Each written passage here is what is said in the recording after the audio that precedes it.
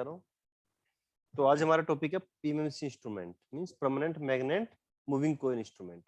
ये आपका एक ऐसा इंस्ट्रूमेंट होता है जो कि डीसी करंट और डीसी वोल्टेज को मेजर कर सकता है। तो इसमें होता क्या है कि जैसे इसके नाम से पता चल रहा है, इसमें इसके नाम में है permanent magnet moving coil. Means इसमें एक परमानेंट मैग्नेट होगी और एक मूविंग कॉइल होगी, इन दोनों का कॉम्बिनेशन टाइप का है। और ये इसकी वर्किंग क्या है, कंस्ट्रक्शन क्या है, वो बाद में पढ़ेंगे, लेकिन इसके नाम से जो आइडिया लग जा रहा है, इसके नाम में जो है वो आप इससे समझ सकते हैं कि इसमें एक परमानेंट मैग्नेट है और एक मूविंग कॉइल है। ठीक है, तो ये जो डीसी करंट और डीसी वोल्टेज मेजर करने के काम आता है। अब देखिए इसका कंस्ट्रक्शन देख लेते हैं एक बार। इसका कंस्ट्रक्शन कैसा होता है, बना हुआ कैसा होता है। इसमें आप एक इसका साइड व्यू है और एक फ्रंट व्यू है जो आप देख पा रहे हैं। इसमें क्या होता है कि आप ये एक इस टाइप की यू शेप में एक देख रहे होंगे, ये जो जहां मैं कर्सर घुमा रहा हूँ, इसे बोलते हैं हम परमानेंट मैग्नेट। एक्चुअली ये होती ही यू शेप में है, इस तरह से परमानेंट मैग्नेट। ठीक है ना। और इसमें क्या होता है कि परमानेंट मैग्नेट में बीच में एक होल होता है ऐसे। इसको आप नॉर्मली यू शेप में बात करते हैं। अगर आप इसको देखे होंगे, जैसे घोड़े की नाल होती है ना, अगर आप लोगों ने देखी होगी, तो उस शेप में होता है थोड़ा थोड़ा प्रैक्टिकली। बट इसको नॉर्मली अगर आप बात करेंगे तो ये अगर आप बोलेंगे तो उसको बोलेंगे यू शेप में एक मैग्नेट होती है, और इस मैग्नेट के बीच में यहाँ पर एक होल होता है।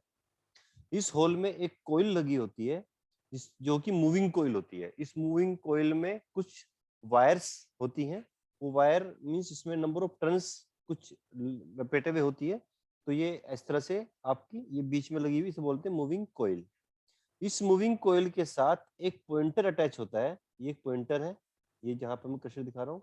और इस पॉइंटर ये जो आपका स्केल के पास रोटेट होता है, मींस स्केल रीडिंग के अकॉर्डिंग ये ऐसे, या तो जिस जहां पे भी इसकी वैल्यू जिस जो भी हम मेजर करने जा रहे हैं उसको ये इंडिकेट करता है। तो ये है आपका बेसिक कंस्ट्रक्शन। और इसमें आप यहाँ पे देख पा रहे होंगे स्प्रिंग, एक स्प्रिंग यहाँ देख पा रहे होंगे। तो ये जो स्प्रिंग होता है, ये आप इसको समझ लीजिए कि ये तो बैलेंसिंग के लिए और इसकी डैम्पिंग को रोकने के लिए। अब डैम्पिंग क्या होता है, बैलेंसिंग क्या होता है, ये हम बात करेंगे थोड़ी देर में। आप समझ जाएंगे कि होता क्या है, जब इसकी वर्किंग के बारे में बात करेंगे तब इसको समझ जाएंगे आप। तो ये इस तरह से इसकी कंस्ट्रक्शन होती है। आप यहाँ पे देख लीजिए दूसरा व्यू इसका। दोनों इमेज आपको एग्जाम में बनानी होगी, ये वाली इमेज भी और ये वाली इमेज भी। आप इसका स्क्रीनशॉट ले सकते हैं अभी के अभी अपने मोबाइल में, और इसको आप अपने नोट्स में भी बना लीजिएगा। अपने स्क्रीनशॉट लेने से फायदा क्या है कि आप बाद में भी इसको देख देख के बना सकते हैं अपनी कॉपी में, और इसको प्रैक्टिस कर सकते हैं। आप इसका जो फ्रंट व्यू है वो इस तरह का होता है। इसमें देख लीजिए ये जो मैग्नेट है, ये परमानेंट मैग्नेट मीन्स ये जो मैग्नेट नॉर्थ और जो साउथ या एनएस करके दिख रहा है, ये एक मैग्नेट इस साइड से है, एक मैग्नेट ये है। ठीक है। और इसके बीच में जो ये हमने कोयल देखी थी यहाँ पे, तो ये इसका ये कोयल है वो। ठीक है ना। इस पे ये जो कोयल है लिपटे हुए है, नंबर ऑफ टर्न्स, ये टर्न्स लिए हुए हैं। ठीक है ना। इस टर्न्स पे हमने क्या किया, ये एक पॉइंटर लगा रखा है। ठीक है ना। यहाँ पर आप एक स्केल भी बना सकते हो ऐसे करके। ये वाला जो स्केल है यहाँ पे बना सकते हो, जो कि इसमें नहीं बना हुआ है। तो यहाँ पे एक स्केल बना सकते हो, ये स्केल दिखा देगा। और ये एक स्प्रिंग यहाँ पे लिपेट सकते हैं ऐसे करके, जो दिखा रहा है। ठीक है ना। तो इसकी कंस्ट्रक्शन हो गई है। तो ये बहुत सिंपल है इसकी कंस्ट्रक्शन। इसको आप अच्छे से देख लीजिए, समझ लीजिए, बहुत इंपॉर्टेंट टॉपिक है, एग्जाम में बहुत बार आता है। अब हम आगे देखते हैं इसकी कंस्ट्रक्शनल फीचर्स पूरा, और इसका प्रैक्टिकल और थोड़ा सा अच्छा व्यू इसमें आपको देख पा रहे होंगे और भी अच्छे से। जो अभी आपने दो इमेज देखी हैं वो तो आपका है कि थोड़ा समझने के लिए एग्जाम के पॉइंट ऑफ व्यू से। इस इमेज को आप देख लीजिए, प्रैक्टिकली ये इस तरह से होता है। मीन्स ये एक यू शेप में मैग्नेट है जो कि फिक्स होती है, ये मूव नहीं करती, ये यहाँ पर फिक्स है। ठीक है ना। और ये एक बीच में कोयल लगी होती है यहाँ पे, ये देखो कोयल लगी हुई है। इस कोयल से ये पॉइंटर लगा हुआ है। ठीक है ना। और यहाँ पर एक स्केल होता है जिस पर ये पॉइंटर मूव करता है ऐसे। और इस परमानेंट मैग्नेट और मूविंग कोयल के बीच में यहाँ पर एक एयर गैप होता है। मीन्स एकदम सटी भी नहीं होती, थोड़ा सा गैप होता है यहाँ पे, इसे बोलते हैं एयर गैप, यहाँ पे और यहाँ पे। ठीक है। तो ये था, ये आपका एक तरह से कंस्ट्रक्शन और भी अच्छे से आपको समझाने के लिए बता दिया यहाँ पे। और अब देखते हैं इसके कुछ पार्ट्स। अगर हम बात करते हैं, जो कि आपने कंस्ट्रक्शन का ये एक हिस्सा है, ये भी इसका पहला पार्ट है परमानेंट मैग्नेट। परमानेंट मैग्नेट जो कि फिक्स रहती हैं, वो मूव नहीं करती हैं। एक रेक्टेंगुलर कोयल, मूविंग कोयल, जो कि आप अभी बात कर रहे थे हम, ये मूविंग कोयल है यहाँ पर, ये इसका स्प्रिंग, कंट्रोल्ड स्प्रिंग, जो हम स्प्रिंग की बात कर रहे थे, यहाँ पर एक स्प्रिंग ये है, एक स्प्रिंग ऊपर में लगा हुआ है, ये कंट्रोलिंग के काम आता है। कंट्रोलिंग का मतलब क्या होता है कि जैसे ही इसमें कोई भी वैल्यू आप मेजर करने जाएंगे, तो मेजर करने के बाद क्या होगा, पॉइंटर मूव करेगा, तो ये पॉइंटर ज्यादा मूव ना करे या बहुत कम मूव ना करे, या फिर ये ऐसे रोटेट ना होता रह जाए, तो उसके लिए स्प्रिंग लगे होते हैं, इसलिए इनको बोलते हैं हम कंट्रोल स्प्रिंग। ठीक है ना। एक एल्यूमिनियम सिलिंड्रिकल कोर होता है, एल्यूमिनियम सिलिंड्रिकल कोर, यहाँ पे ये जिसपे ये कोर होता है, ये कोयल जिसपे लिपटी रहती है। ठीक है ना। एक पॉइंटर होता है जो कि पॉइंट करता है। पाइवोट, पाइवोट क्या होता है, पाइवोट क्या होता है कि जब आप किसी भी वैल्यू को मेजर करते हैं, तो होता क्या है कि पॉइंटर मूव करेगा, ये पॉइंटर मूव करेगा, मूव करने के बाद मान लिया आपको 4 एम्पियर या 5 एम्पियर करंट मेजर करना है, तो 5 एम्पियर पे रुक जाना चाहिए, लेकिन रोकने के लिए इसमें क्या हमने कंट्रोल स्प्रिंग लगा रखे हैं, तो जैसे ये रोकेगा, अब एक फोर्स इधर जाएगा, एक फोर्स इधर आएगा, मींस एक फोर्स जा रहा है पॉइंटर पे, जो कि मेजर करने के लिए एक डिफ्लेक्टिंग टॉर्क इसको बोलेंगे हम, डिफ्लेक्शन टॉर्क। देखिए इसमें करंट जैसे ही हम इसमें पास करेंगे कोयल में मेजर करने के लिए, तो इसमें डिफ्लेक्शन होगा, तो डिफ्लेक्शन होने के बाद एक कोयल मूव करना चाहेगी। ठीक है ना। तो मूव करने के बाद अब 5 पे आके रुकना है इसको, तो वहां पे आके कंट्रोल स्प्रिंग वर्क करेगा, तो कंट्रोल स्प्रिंग रोकने की कोशिश करेगा इसको। अब होगा क्या, इसमें दो फोर्स एक साथ काम कर रहा है, एक इस साइड में, एक इस साइड में। अब होगा क्या, जब कोई चीज आप प्रैक्टिकली सोचोगे, तो ये एकदम से रुकेगी नहीं, तो ये ऐसे करके मूव करती रहेगी, जैसे कर्सर का ना ऐसे। तो इसको बोलते हैं डैम्पिंग। इसको रोकने के लिए जो ये मोशन हो रहा है, इसे रोकने के लिए हम पाइवोट का यूज करते हैं, ये बैलेंसिंग के लिए एक तरह से बोल सकते हैं आप इसको।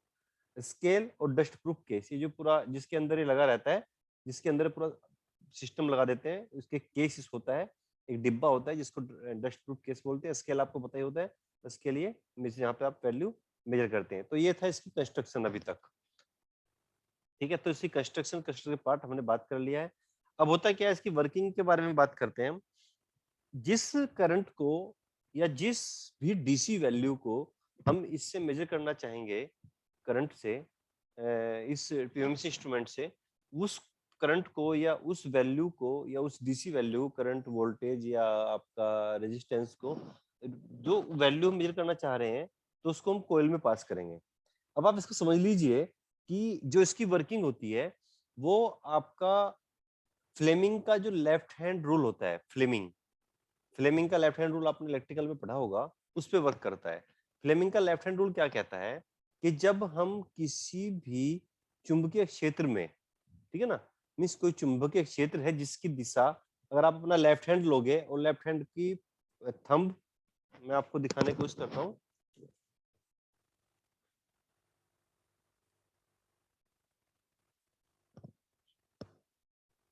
ये आप देख पा रहे होंगे, ये आपका लेफ्ट हैंड है। ठीक है ना। तो लेफ्ट हैंड में क्या होता है कि अगर ये डायरेक्शन आपकी चुंबकीय क्षेत्र की डायरेक्शन है, और ये जो मेरी मिडिल फिंगर है, ये शो कर रही है उस कंडक्टर में करंट की डायरेक्शन, किस डायरेक्शन में करंट जाएगा। ठीक है। तो ये, तो इस कंडक्टर पर एक फोर्स लगेगा जिसकी डायरेक्शन थंब की डायरेक्शन होगी। इसको बोलते हैं फ्लेमिंग लेफ्ट हैंड रूल। क्या बोलते हैं इसको? Fleming left hand rule. तो फ्लेमिंग लेफ्ट हैंड रूल क्या कहता है कि जब हम किसी भी डायरेक्ट, मतलब एक किसी भी मैग्नेटिक फील्ड में किसी कंडक्टर में कोई करंट फ्लो करते हैं, तो उस पर एक फोर्स लागू होता है जिसकी डायरेक्शन उस मैग्नेटिक फील्ड और उस करंट की डायरेक्शन के परपेंडिकुलर होता है, दोनों के परपेंडिकुलर होता है। तो इस प्रिंसिपल पे ये आपका वर्क करता है पीएमसी। अब इसमें क्या होता है कि जैसे ही आप इस वायर में जो भी वैल्यू आप मेजर करने जा रहे हैं उसको फ्लो करेंगे, तो होगा क्या, इसमें क्योंकि परमानेंट मैग्नेट यहाँ लगी है, यहाँ पे परमानेंट मैग्नेट लगी है, आप देख पा रहे हैं यहाँ पे दोनों दोनों। ठीक है ना। ये आप इसको देखिए, इस वाले फिगर को, इस परमानेंट मैग्नेट ने यहाँ पर इसके बीच में जो यहाँ पे सिलिंड्रिकल होल है, यहाँ पे ऑलरेडी क्या किया हुआ है, मैग्नेटिक फील्ड क्रिएट की हुई है। ठीक है ना। और जैसे ही जिस वैल्यू को आप मेजर करना चाह रहे हैं, वो इस वायर में, ये आप जहाँ पे एरो देख रहे हैं मेरे कर्सर वाला, यहाँ पर आप उसको फ्लो करेंगे। तो जैसे ही ये फ्लो होगा, अब होगा क्या, यहाँ पहले से मैग्नेटिक फील्ड थी और एक करंट, इस वायर में करंट फ्लो करना शुरू हुआ। अब जैसे ही करंट फ्लो करना शुरू होगा, तो ये एक फोर्स इस पे लागू होगा, और इस फोर्स लागू होने से इस कोयल में मूवमेंट आएगा, क्योंकि ये कोयल जो होती है मूवेबल है। अब क्योंकि जो पॉइंटर है इसी कोयल से अटैच है, ये जो कोई पॉइंटर है इसी कोयल से अटैच है, तो ये कोई मूवमेंट, ये जो पॉइंटर है ये भी मूव करेगा।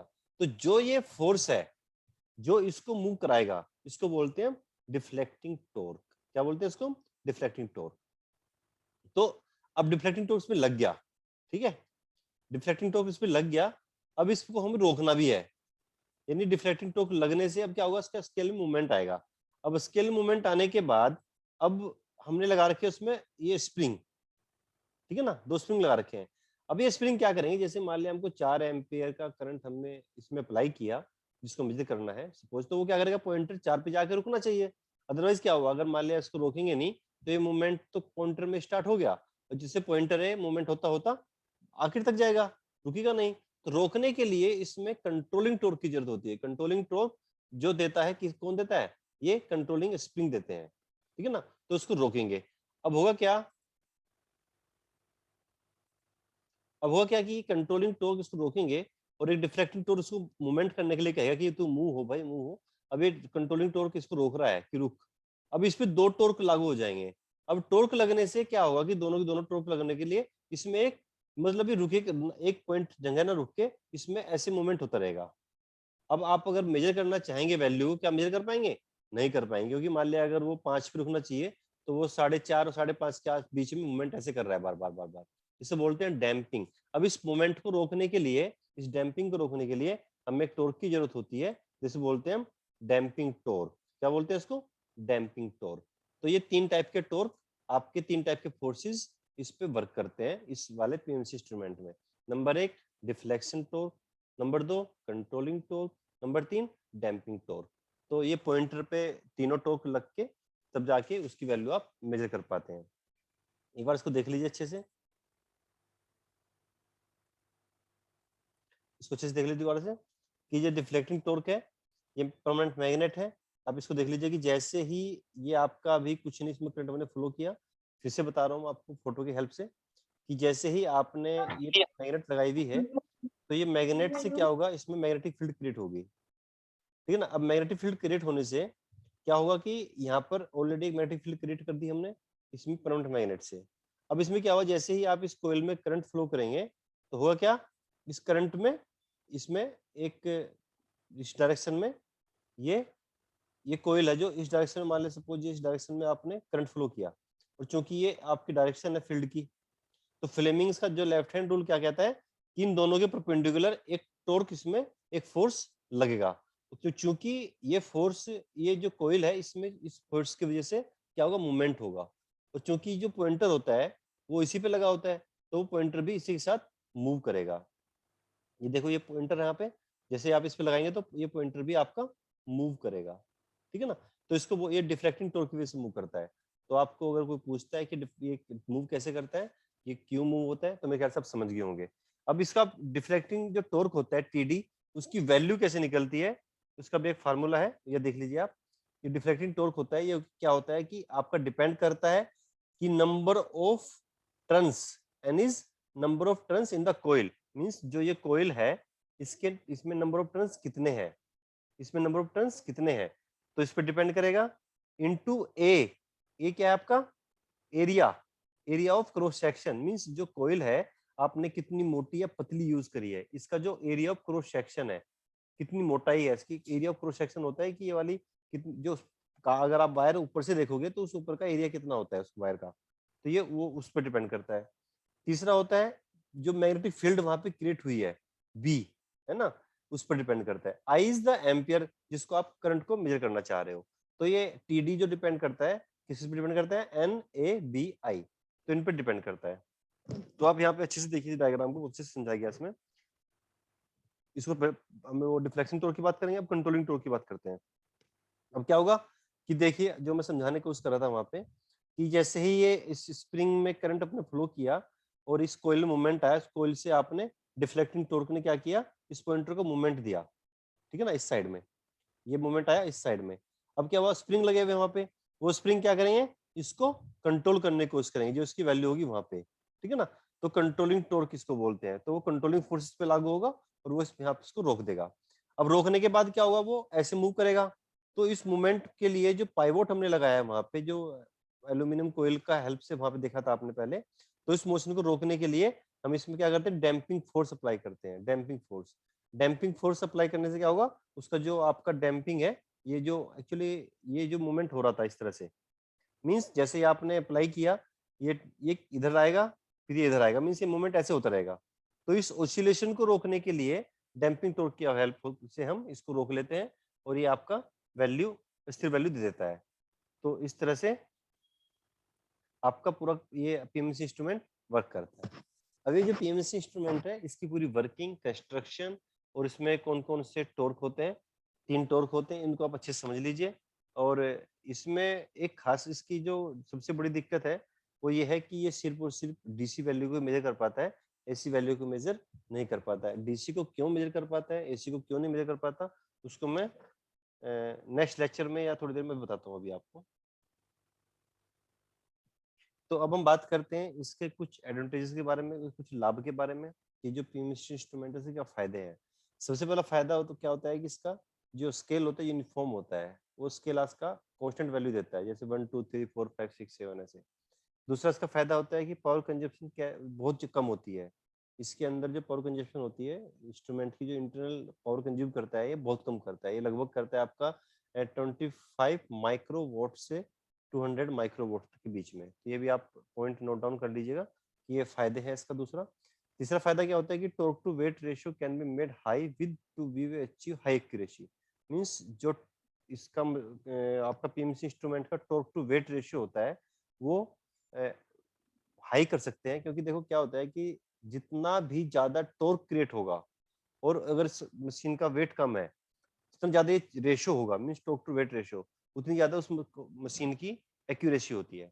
मींस इस अगर इस इंस्ट्रूमेंट की खास बात क्या होती है कि इस instrument torque to weight ratio को आप हाई कर सकते हैं, और ये इस वजह से इसकी एक्यूरेसी भी हाई होती है, लगभग 2% के आसपास होती है टिपिकली, है ना। अब नंबर फोर्थ जो इसका एडवांटेज है, वो है single instrument can be use to multi range ammeter and voltmeter. Means ये इसकी अच्छी बात क्या है कि मल्टी रेंज एमीटर वोल्टमीटर में भी इसको एक अकेला ही इंस्ट्रूमेंट यूज हो सकता है। मींस मल्टी रेंज का आप समझ लीजिए कि आप इसकी रेंज जैसे मिली एम्पेयर में भी आ सकता है, एम्पेयर में भी, और बड़ी करंट को भी, छोटी करंट को भी आसानी से मेजर कर सकता है सिंगल इंस्ट्रूमेंट। ऐसे ही छोटी वोल्टेज और बड़ी वोल्टेज को जैसे millivolt, kilovolt, volt ऐसे करके मेजर कर सकता है, ठीक है ना। Error due to stray magnetic field is very small. इसमें जो एरर होती है मैग्नेटिक फील्ड की वजह से, स्ट्रे मैग्नेटिक फील्ड की वजह से, वो इसमें बहुत कम होती है। तो ये इसके कुछ फायदे हैं। नुकसान भी देखो, जो फायदे हैं तो चीज के नुकसान भी होते हैं।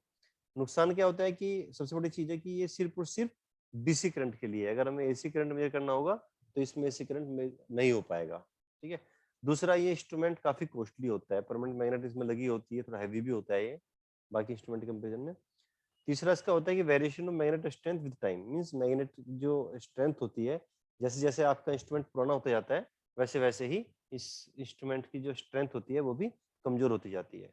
तो ये इसके नुकसान है, ठीक है ना। अब इसमें जो एरर्स आती हैं उनको हम रिड्यूस कर सकते हैं। किस तरह से, क्या कर सकते हैं, उसके लिए देख लीजिए एक बार।